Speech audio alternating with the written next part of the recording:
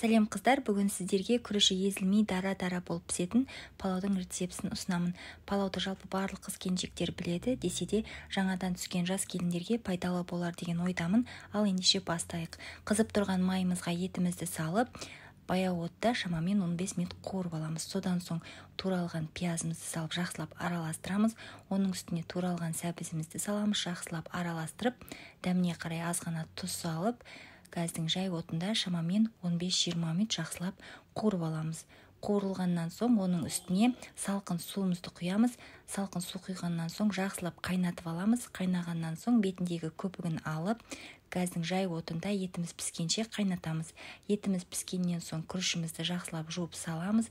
Егер суы аз болса, аз ғана су құйып жіберіңіздер. Содан соң күрішіміздің суы тартылғанша қайнатамыз. Суы тартылғаннан соң күріштің барлығын бір жерге жинап, бетіне пергамент қағазын қойып, газдың отын